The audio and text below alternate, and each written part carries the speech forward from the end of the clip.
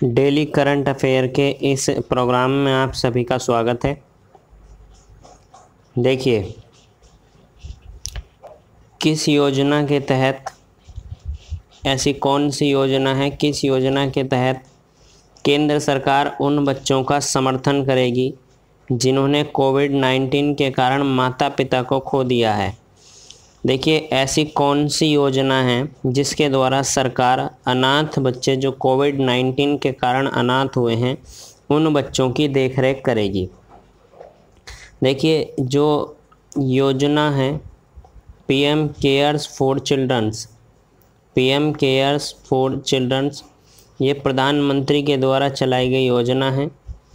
इस योजना में जो कोविड-19 के कारण माता पिता दोनों की मृत्यु हो गई है या खो दिया है, उनकी देखभाल और सहायता भारत सरकार करेगी। और भारत सरकार पीएम केयर्स फॉर चिल्ड्रंस इस योजना के तहत करेगी। ऐसे बच्चे 18 वर्ष की आयु प्राप्त करने के बाद मासिक वजीफा प्राप्त करने के हकदार होंगे और 23 वर्ष की आयु प्राप्त करने पर पीएम केयर्स में उपलब्ध धनराशि में से 10 लाख रुपए की राशि प्राप्त करेंगे। देखिए, इस पीएम केयर्स फॉर चिल्ड्रंस योजना के अंतर्गत जो कोविड-19 से अनाथ हुए बच्चे हैं, उन अनाथ हुए बच्चों की देखरेख और सहायता भारत सरकार करेगी। जब वह 18 वर्ष के होंगे तो वह मासिक वजीफा प्राप्त करने के हकदार होंगे और 23 साल की आयु प्राप्त करने पर उनको 10 लाख की राशि प्राप्त होगी। दूसरे प्रश्न की ओर चलते हैं। देखिए, हाल ही में किस राज्य ने अपने ग्रामीण परिवारों के लिए सौर आधारित विद्युतीकरण कार्यक्रम शुरू किया है? ऐसा कौन सा राज्य है जिस राज्य ने सौर आधारित विद्युतीकरण कार्यक्रम को प्रारंभ किया है? देखिए, यहाँ गोवा राज्य, गोवा के मुख्यमंत्री हैं प्रमोद सावंत और प्रमोद सावंत की अध्यक्षता में गोवा सरकार ने राज्य के जो ग्रामीण परिवार है, जो ग्रामीण पृष्ठभूमि के लोग हैं, उनको बिजली कनेक्टिविटी प्रदान करने के लिए सौर आधारित विद्युतीकरण कार्यक्रम शुरू किया है। इस परियोजना का जो उद्देश्य है वह उन घरों में अक्षय ऊर्जा पहुंचाना है जहां ग्रिड कनेक्टिविटी संभव नहीं है। देखिए, इस संबंध में Goa energy development agency GEDA ने conversation energy services limited CESL के साथ समझौता किया है। देखिए, इस योजना को गोवा सरकार ने प्रारंभ किया है और इस योजना के अंतर्गत जो grid connectivity Goa energy development agency है और जो कन्वर्जेशन एनर्जी सर्विसेज लिमिटेड है यानी कि GEDA और CESL, इन दोनों के मध्य समझौता हुआ है और इस परियोजना को गोवा के मुख्यमंत्री प्रमोद सावंत ने प्रारंभ किया है। देखते हैं नया प्रश्न। देखिए, कोविड-19 को कम करने के उपाय के रूप में भारत में सार्वजनिक क्षेत्र के बैंकों ने कितनी राशि तक व्यक्तियों को असुरक्षित ऋण प्रदान करने की घोषणा की है? देखिए, जो भारत के कॉमर्शियल बैंक हैं, जो व्यावसायिक बैंक हैं, सार्वजनिक बैंक हैं, उन बैंकों ने 5 लाख रुपए की धनराशि, जो 5 लाख रुपए की धनराशि होगी वह बिना किसी सुरक्षा यानी कि असुरक्षा के वो राशि दी जाएगी। देखिए, कोविड-19 महामारी के कारण उत्पन्न संकट को कम करने के उपाय सार्वजनिक बैंक जितने भी PSB हैं वो व्यक्तियों को 5 लाख रुपए तक की सीमा तक असुरक्षित ऋण देंगे और यह वैक्सीन निर्माताओं को, अस्पताल औषधालयों को, पैथोलॉजी लैब आदि को वित्तीय सहायता प्रदान करने के लिए सार्वजनिक क्षेत्र के बैंकों द्वारा पेश किए गए 3 ऋण उत्पादों का एक हिस्सा होंगे। देखिए, ये जो सार्वजनिक बैंक हैं वो 5 लाख रुपए तक का जो असुरक्षित ऋण उपलब्ध कराएंगे और यह जो ऋण होगा यह वैक्सीन निर्माताओं, अस्पताल और औषधालय, पैथोलॉजी लैब इत्यादि को दिया जाएगा। देखिए Telangana formation day, Telangana formation day किस तिथि को मनाया जाता है? देखिए तेलंगाना फॉर्मेशन डे हर साल 2 जून को मनाया जाता है। तेलंगाना फॉर्मेशन डे हर साल 2 जून को मनाया जाता है। क्यों? क्योंकि तेलंगाना 2014 से जो 2014 में 2 जून को अपना स्थापना दिवस मनाता है और इस दिन ये आंध्र प्रदेश से अलग हुआ था 2 जून 2014 को, और इसके बाद तेलुगु के अंगाना शब्द से तेलंगाना बना है और इस शब्द का मतलब है जहाँ तेलुगु भाषा बोली जाती है। तो तेलंगाना की अगर बात की जाए तो तेलंगाना के मुख्यमंत्री हैं चंद्रशेखर राव और यहाँ के जो राज्यपाल हैं तमिलसाई सुंदर राजन यहाँ के राज्यपाल हैं। देखिए हमारे पास नया प्रश्न है, तियानझोउ 2 किस देश का अंतरिक्ष यान है? तियानझोउ 2 ये चीन का अंतरिक्ष यान है और चीन का कार्गो अंतरिक्ष यान है। चीन के द्वारा विकसित किया गया है और इसके कारण या इसके द्वारा अंतरिक्ष स्टेशन के लिए आपूर्ति, उपकरण और प्रणोदक लेकर गया। देखिए इसको मार्च 7 को Y3 रॉकेट के द्वारा अंतरिक्ष यान को पृथ्वी से लॉन्च किया गया था। नया प्रश्न है, भारतीय उद्योग परिसंघ CII के नए अध्यक्ष कौन बने हैं?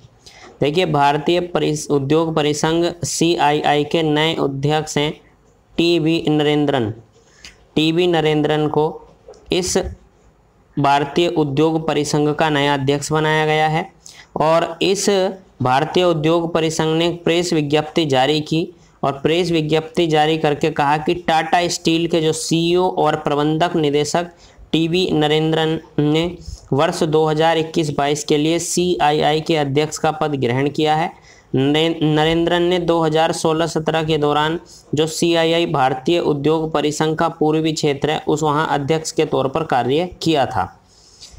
भारत का पहला स्वदेशी तापमान डेटा लॉगर, भारत का जो पहला स्वदेशी तापमान डेटा लॉगर है AMBI MBTAG, और इस MBTAG को किसने विकसित किया है? तो IIT रोपड़ ने इस भारत का पहला स्वदेशी तापमान डेटा लॉगर MBTAG को जो है विकसित किया है और MBTAG अपनी तरह का पहला IoT उपकरण जो MBTAG विकसित किया है जो खराब होने वाले उत्पादों, टीका, यहाँ तक कि शरीर के अंगों और रक्त के परिवहन के दौरान वास्तविक समय परिवेश के तापमान को रिकॉर्ड कर सकता है। यानी कि इसका जो तापमान रिकॉर्ड करने का जो रियल टाइम मैनेजमेंट है वो अपने आप में विशेष है।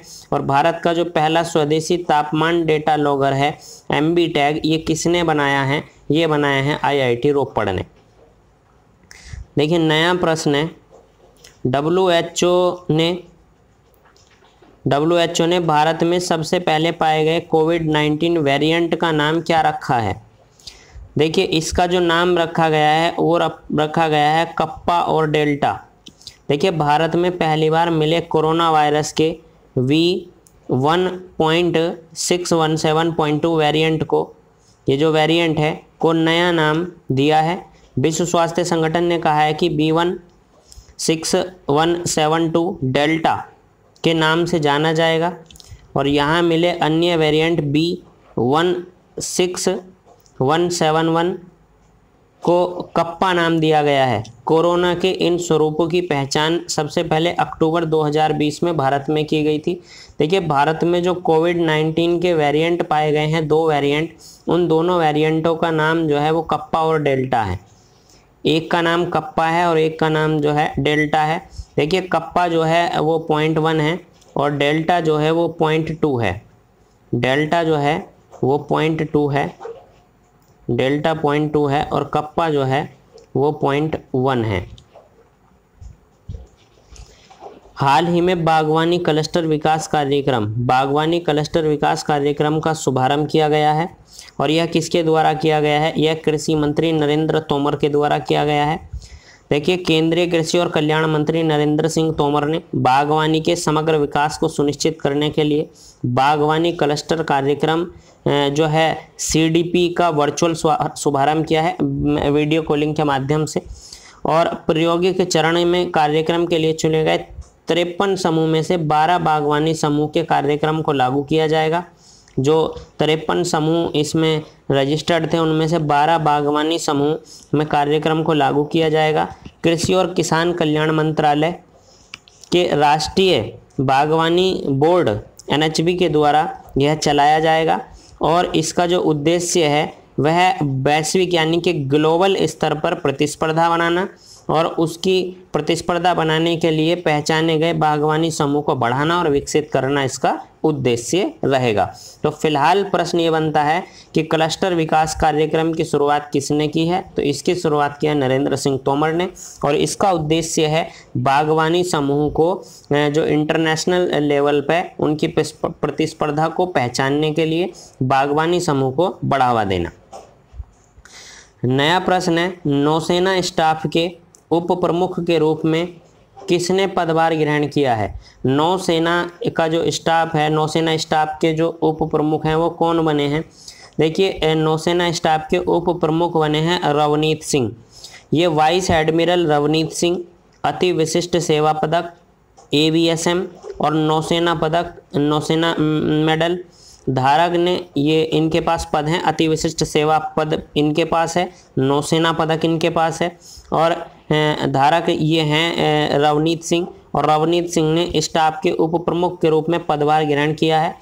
उन्होंने वाइस एडमिरल के लिए जब इनको इन्होंने जो वाइस एडमिरल थे MS पवार एक जो विशिष्ट सेवा पदक और विशिष्ट सेवा पदक धारक का स्थान ग्रहण किया है। ये 31 मई को सेवानिवृत्त हुए थे जो MS पवार थे। देखिए, MS पवार जो थे ये 31 मई को रिटायर हुए थे और इनके स्थान पर रवनीत सिंह को नौसेना स्टाफ का उप प्रमुख बनाया गया है। धन्यवाद।